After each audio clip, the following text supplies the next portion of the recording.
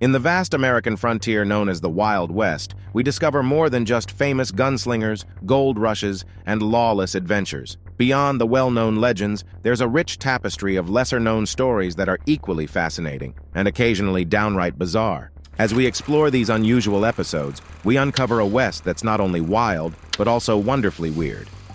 Number 1. The Legend of Big Nose George, From Outlaw to Footwear.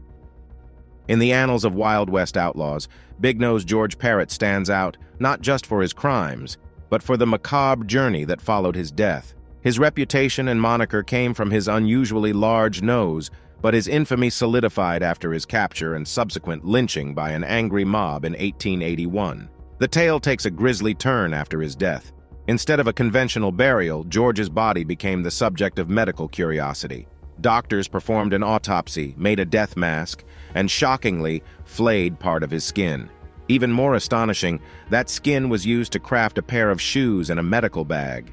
These morbid artifacts, particularly the shoes, have been displayed in various locations, including a hotel and eventually a museum in Rawlins, Wyoming. The story of Big Nose George blurs the lines between legend and reality, serving as a stark reminder of the Wild West's often brutal nature. It also underscores the era's fascination with the macabre, where notoriety could extend beyond death, turning an outlaw into an enduring, if unsettling, legend.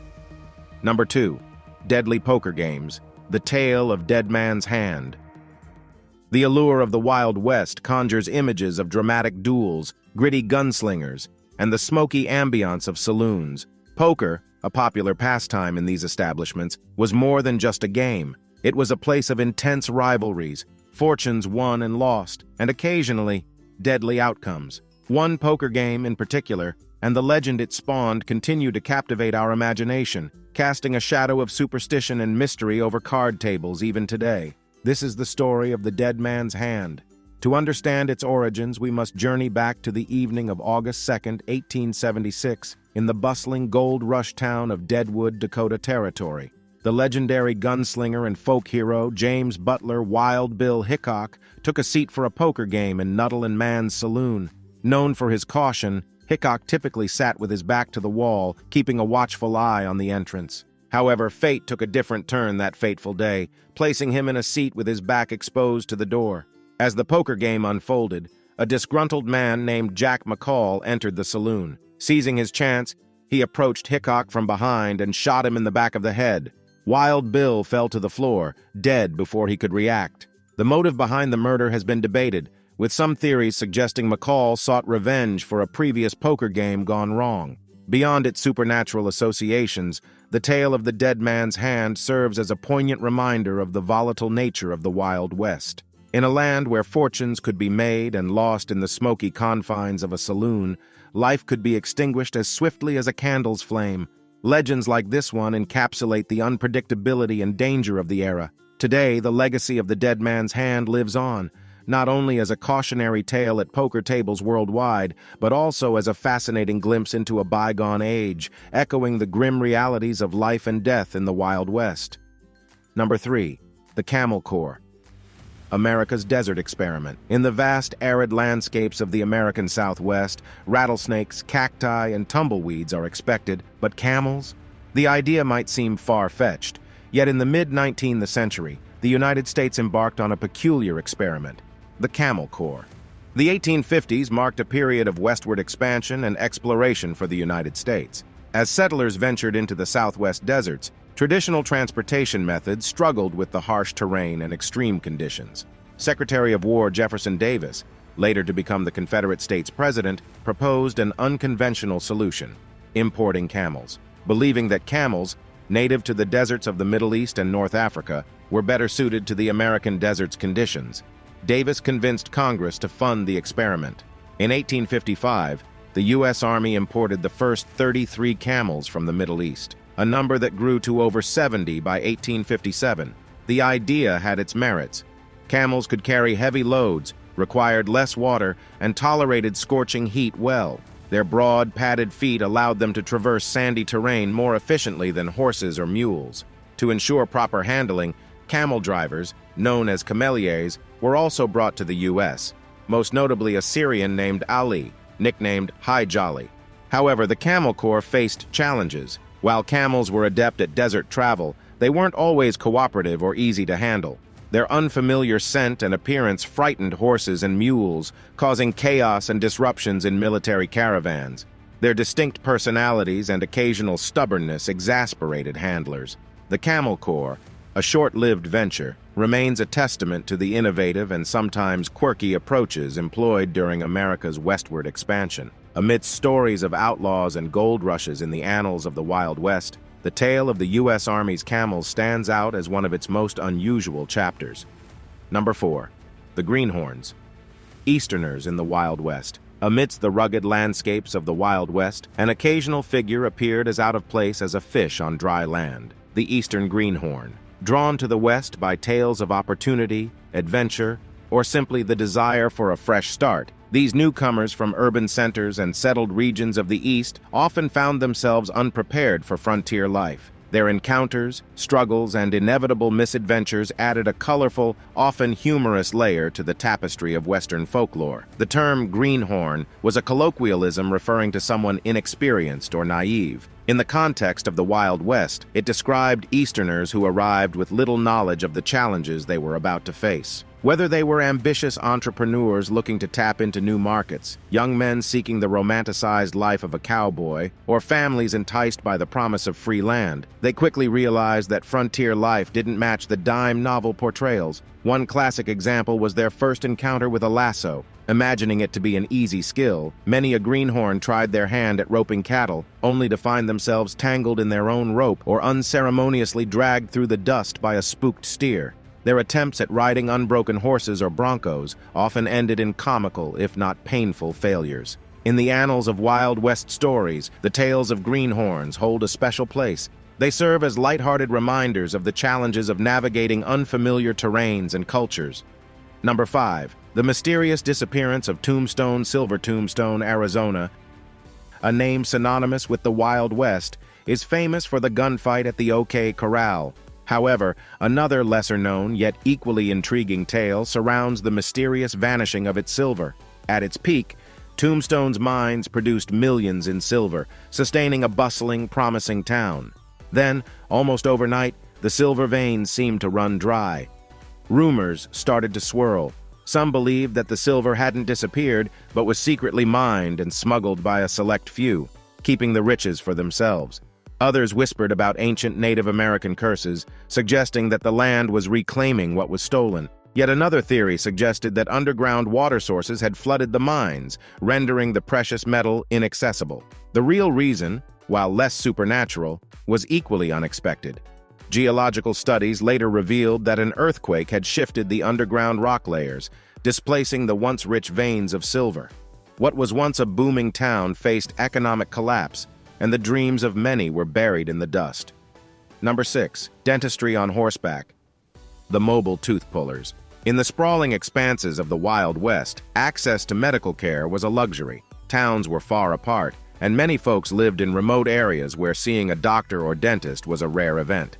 That's where the roving tooth pullers come into the picture, an audacious group of individuals, often with little to no formal training, offering dentistry on horseback. Armed with a set of pliers, some pain-numbing whiskey, and a whole lot of nerve, these mobile dentists would travel from town to town, setting up temporary practices in saloons, market squares, or wherever they could gather a crowd. Their main gig? Tooth extraction, a procedure often needed due to the lack of dental hygiene and the widespread consumption of sugar-heavy diets, including candies and soda pops introduced during that era. While some of these traveling tooth pullers genuinely aimed to provide a necessary service, others were outright charlatans. They'd put on dramatic shows, pulling teeth with flair to attract more customers, or peddle dubious elixirs claiming to cure toothaches and other ailments. Many frontier folks, in desperate need and with limited options, turned to these wandering practitioners. The roving tooth pullers became an essential, albeit unconventional, part of Wild West healthcare, bridging a gap in a vast and underserved landscape. Their stories, at times cringe-worthy, underscore the resilience and adaptability of people in the face of adversity. Number 7.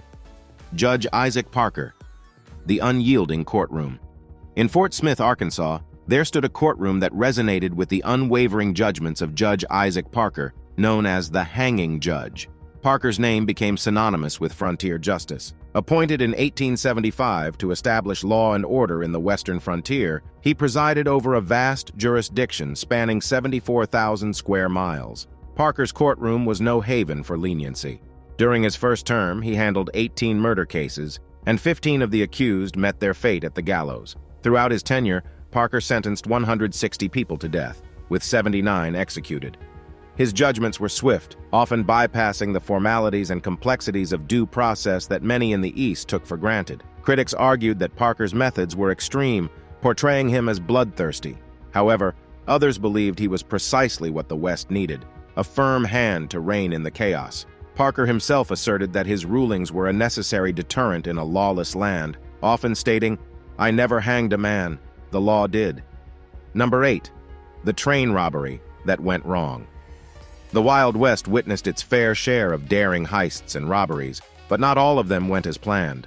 One such misadventure was a train robbery that, despite careful planning, turned into a comical catastrophe. The culprits were a group of inexperienced outlaws who had heard tales of riches transported by rail across the West. Driven by dreams of grandeur, they hatched a plot to seize a treasure that was mostly a product of their imagination. On the day of the heist, the gang set up a barricade on the tracks, only to realize they had miscalculated the train's schedule. Hours passed, during which the outlaws faced a series of mishaps, from their horses escaping to accidentally setting their own supplies on fire. When the train finally approached, the gang, exhausted and frustrated, clumsily attempted to board it. Their poor timing and coordination led to a series of blunders, allowing the train's passengers and crew to fend them off. When the dust settled, the would-be robbers found themselves either captured or on the run, with nothing to show for their efforts. News of the botched robbery spread, becoming the stuff of local legend and laughter. While the Wild West was home to some of history's most notorious outlaws, it also had its fair share of bumbling amateurs. Number 9. Gold mining with vegetables, the potato patch claim. Amid the gold fever that swept the American West, countless prospectors staked their claims in hopes of striking it rich. Among these tales of discovery, one stands out for its sheer unlikeliness, the potato patch claim. The story goes that a group of hungry miners in Deer Lodge County, Montana, decided to plant a potato garden to supplement their meager diets. As they dug into the earth to plant their crops, they stumbled upon something far more valuable than potatoes. They struck gold. Instead of yielding vegetables, this potato patch produced significant amounts of gold dust. Bewildered, the miners quickly shifted their efforts from farming to full-time prospecting. As word spread of their bizarre and fortunate discovery, the potato patch claim became a sensation, a testament to the unpredictability of fortune in the Wild West. Before long, the area was flooded with prospectors, all hoping to find their own potato patch filled with gold. The original miners managed to extract a considerable fortune from their accidental claim. While the authenticity of this tale has been debated, it remains a cherished piece of folklore. Number 10. The gunfight at the OK Corral. The gunfight at the OK Corral stands as one of the Wild West's most iconic events. It occurred on October 26, 1881, in Tombstone, Arizona, lasting a brief 30 seconds. This showdown involved lawmen, including the famous Wyatt Earp and Doc Holliday, and a group of outlaws known as the Cowboys. Despite its short duration, the gunfight's legend has grown, often portraying a simplistic tale of good versus evil. However, the reality is much more nuanced than many films and tales suggest. The tensions leading to the gunfight stemmed from personal grudges, politics, and the broader conflict between rural ranchers and the town's growing business interests. It wasn't a straightforward battle between law and order and lawlessness. Furthermore, the actual location of the gunfight wasn't at the OK Corral, but in a nearby vacant lot, a detail often overlooked in popular retellings. In the aftermath, public opinion was divided. Some saw the Earps and Holliday as heroes, while others viewed them as murderers. As the years passed, the story of the OK Corral took on a life of its own. It has been retold and romanticized in numerous books, movies, and television shows, often blurring the lines between fact and fiction. These legends have overshadowed the complex realities of Tombstone society and the individuals involved. These legends have overshadowed the complex realities of Tombstone society and the individuals involved. Nevertheless, the gunfight at the OK Corral remains a testament to the enduring allure of the Wild West and our inclination for myth-making. Number 11. The overlooked African-American cowboys of the West. When we envision the classic cowboy of the Wild West, a particular image often comes to mind: a rugged white man on horseback, hat pulled low to shield against the desert sun. However, history reveals a more diverse picture. Among the unsung heroes of the Western frontier were African-American cowboys who played a pivotal role in shaping the West. Even though their stories have often been overshadowed, it's estimated that 1 in 4 cowboys was African-American. These men found a measure of relative freedom and equality in the West, far removed from the segregation and widespread racism of the South. The open plains and demanding cattle drives required skill and grit, regardless of one's racial background. Men like Bill Pickett, a legendary rodeo performer and the inventor of bulldogging, exemplify the significant contributions of black cowboys. Yet for every Bill Pickett, countless others went unnamed and unrecognized, their stories blending into the vast tapestry of Western history. While the life of a cowboy was far from glamorous and often fraught with danger for many African Americans, it offered an opportunity on the open range where respect was earned through skill and merit rather than the color of one's skin. This lesser-known chapter of the Wild West serves as a reminder of the diverse individuals who contributed to America's frontier legacy. Number 12. Chinese laborers and the Western transformation.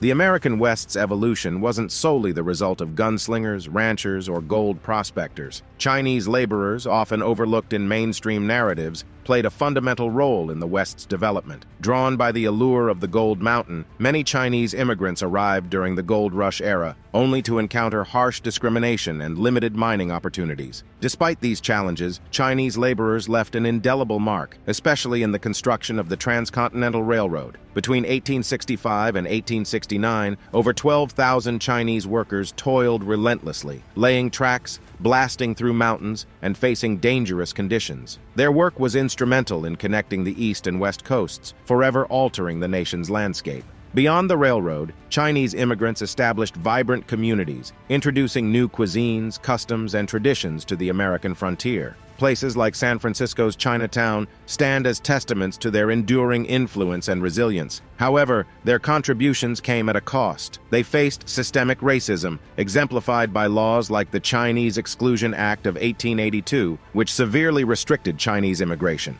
Violence and forced evictions were not uncommon. Yet in the face of adversity, the legacy of Chinese laborers in the West remains strong. Their determination, combined with their significant contributions, challenges the singular narrative of the Wild West and underscores the diverse foundations upon which it was built.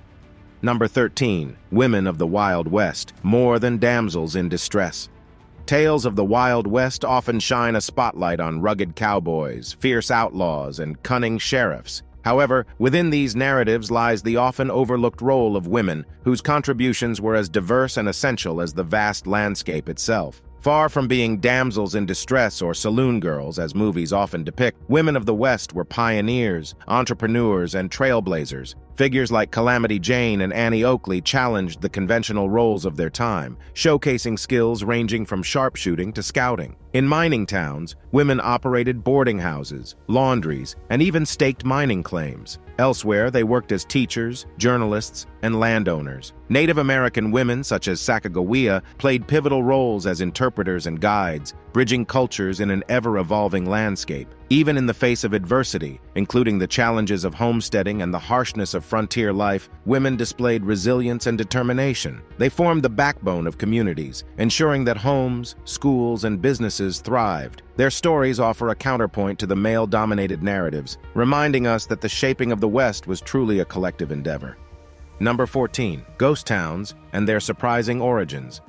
When we think of a ghost town, we picture dilapidated buildings, abandoned mines, and eerily empty streets. These frozen-in-time places evoke mystery and desolation. But behind their haunting facades lies a fascinating history of ambition, adventure, and the allure of the unknown. The birth and demise of these settlements weren't always straightforward. One of the most intriguing aspects of these towns is how quickly they sprung up at the mere mention of precious metals or a potential railroad stop. People flocked to these places, hoping to strike it rich or establish businesses to support the growing community. Overnight, tent cities transformed into structured towns complete with saloons, hotels, and other establishments catering to miners and settlers. Yet the very factors that led to their rapid rise also contributed to their swift decline. When the minerals ran out or turned out to be false false promises, there was little reason for residents to stay. The fickleness of the railroad industry played a pivotal role as well, with towns abandoned when railroad companies chose different routes. Then there's the story of Drawbridge, California, a town built on a mud flat in the San Francisco Bay. Initially established for its rich hunting grounds, the town attracted full-time residents. However, encroaching tidal waters and a lack of proper infrastructure led to regular flooding. Frustrated townsfolk eventually abandoned it, leaving behind a submerged town during high tide. These ghost towns, each with its unique story, are more than relics of the past. They are a testament to human ambition, resilience, and, at times, folly. Some vanished due to economic reasons, while others were victims of nature, deception, or sheer bad luck. Together they paint a vivid tapestry of life in the unpredictable Wild West.